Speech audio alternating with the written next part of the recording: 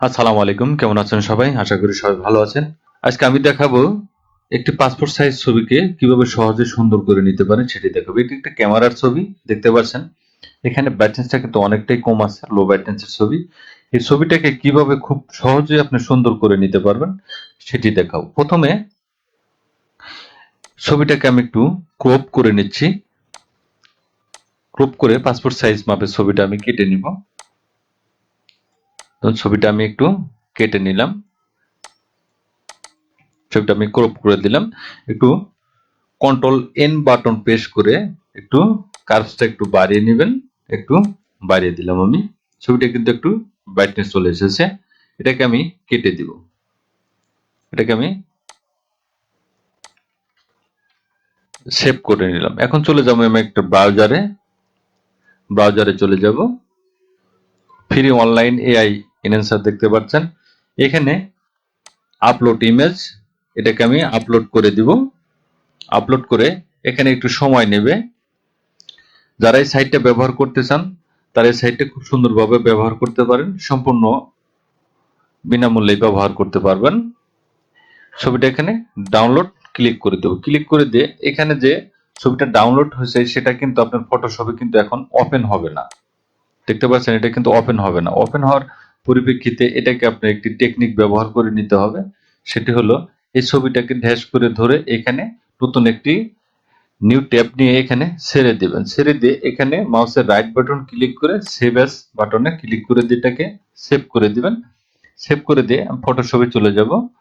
এখানে মাউসের right button click করে যে ছবিটা আমি সেভ করেছিলাম সেই ছবিটা এখানে ওপেন করব। এখন দেখুন এই ছবিটা আমার অরিজিনাল ছবি।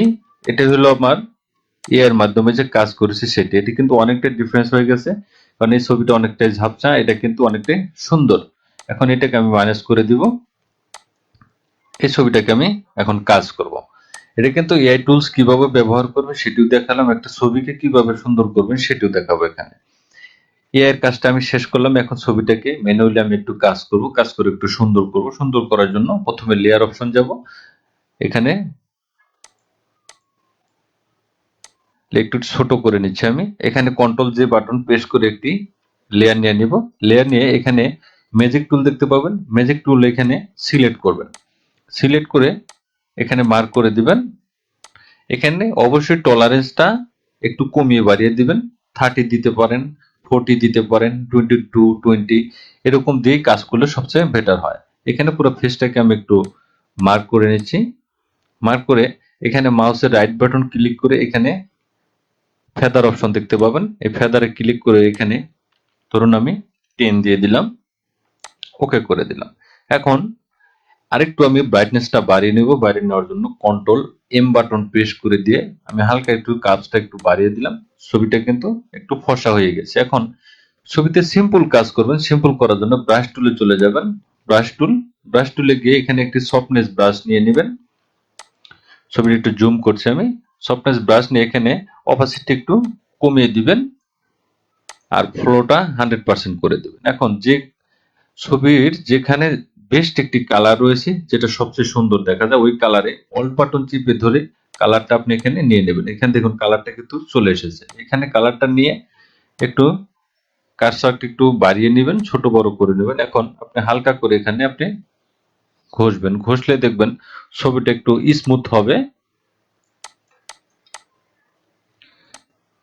ছবিতে বেশি একটা কাজ করতে হবে না, অল্প কাজ করেই আপনি ছবি সুন্দর করে নিতে পারেন।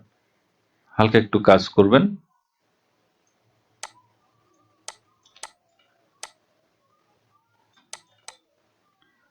এভাবে ঘষে আপনার ছবিটাকে একটু সুন্দর করবেন যাতে কালার গ্রেডিংটা পুরোটা ছবিতে একরকম থাকে। কোথাও লাইটের কারণে দেখা যায় একটু সাদা হয়, আবার একটু কালো হয়ে থাকে লাইটের শ্যাডো পড়লে। সেই জায়গাটাকে আপনি একটু ঘষে দিবেন যাতে ছবিটা সুন্দর লাগে। এটা কিন্তু বেশি ঘষবেন না, খুব অল্পতে ঘষবেন, কারণ ছবির কিন্তু বয়সের যে ছাপটা সেটা কিন্তু উঠে যাবে। তখন উঠে গেলে ছবিটা কিন্তু কালারটা অন্যরকম আসবে। ছবিটা লুকটাও কিন্তু চেঞ্জ হয়ে যাবে। এদিকে ছবির বয়সের দিকটা আপনাকে খেয়াল রাখতে হবে। ধরুন এতটুকু পরিমাণ আমি করে দিলাম। এখন এটাকে একটু যদি বেশি মনে হয় যে কাজটা একটু বেশি হয়ে গেছে, তখন এখানে ফিল কালারটা আপনি হালকা একটু কমিয়ে দিয়ে ন্যাচারাল ভাবটা কিন্তু, ন্যাচারাল ছবির যে ন্যাচারাল মুডটা সেটা কিন্তু চলে আসবে। একটু কমিয়ে দিয়ে এই দুটি লেয়ারকে আমি এক করে দিলাম। এখন ছবিতে কিন্তু কাজটা কিন্তু কমপ্লিট হয়ে গেছে। এখন ব্যাকগ্রাউন্ডটা রিমুভ করবেন।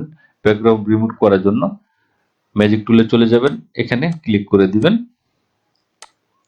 ছবির আউটসাইডে ক্লিক করে দিবেন। আপনি ছবির আউটসাইডে ক্লিক করে দিয়ে অবশ্যই টলারেন্সটা একটু কমিয়ে বাড়িয়ে নেবেন ছবির রেজলিউশন অনুযায়ী। এখানে যে বাহির সাইডটা চলে এসছে, বাহির সাইডটাকে এটা আপনি কেটে দেওয়ার জন্য ভিতর সাইডে রেখে অল বাটন চেপে ধরে এখানে একটু রাউন্ড দিয়ে এই জায়গায় ঠেকিয়ে দিবেন। এখন বাইরের সাইডটা কাটতে গেলে এটা শিফট বাটন চেপে ধরে এই সাইডে মিলিয়ে দিলেই কিন্তু এটা ঠিক হয়ে যাবে। এখন এটাকে একটু ফেদার দিয়ে ক্লিয়ার করে নেবেন। ফেদার দিয়ে ক্লিক করার জন্য মাউসের রাইট বাটন ক্লিক করে এখানে দেখতে পারবেন ফেদার। ফেদার এখান ধরেন আমি 1 বা 2 দিয়ে দিবেন, দিয়ে একটি ব্যাক স্পেস বা ডিলিট বাটন প্রেস করে দিবেন। তার আগে এখানে কালারটা আপনি চুজ করে নেবেন, কোন কালারটা আপনি দিতে চাচ্ছেন।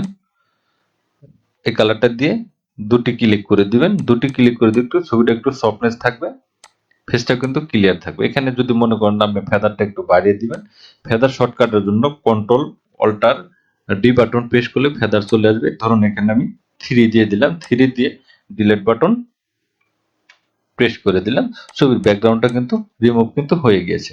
দেখতে পাচ্ছেন ছবিটা কিন্তু ন্যাচারালি কিন্তু সিম্পল কাজের মধ্যে ছবিটা কিন্তু সুন্দর হয়ে গেছে। এখন এটাকে একটু দাড়িগুলো একটু যদি বা চুলগুলো একটু কালো করতে চান, সেক্ষেত্রে এখানে ইমেজ চলে যাবেন, অ্যাডজাস্টমেন্ট, এখানে সিলেক্টিভ কালার, কালারে গিয়ে এখানে রেড কালার জায়গায় ব্ল্যাক কালার দিয়ে দিবেন। টলারেন্সটা একটু ব্ল্যাকটা একটু হালকা একটু বাড়িয়ে দিবেন, ঠিক হয়ে যাবে।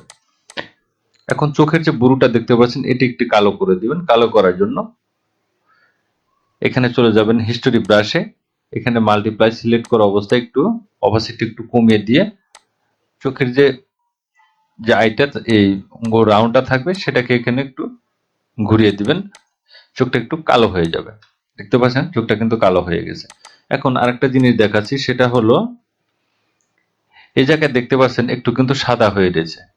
প্রায় ছবির ক্ষেত্রে কিন্তু কাজ করলেই ছবিটা নাকের এখানে কিন্তু একটু সাদা হয়। সেখানে হেলিং টুল ব্রাশ টুলের মাধ্যমে এখানে স্ক্রিন সিলেক্ট করে দিবেন। সিলেক্ট করে দিয়ে অল বাটন চেপে ধরে এখানে একটি কালার নিয়ে এখানে 2-3টা ক্লিক করবেন, মাত্র 2-3টা ক্লিক, এখানে বেশি ক্লিক করতে হবে না।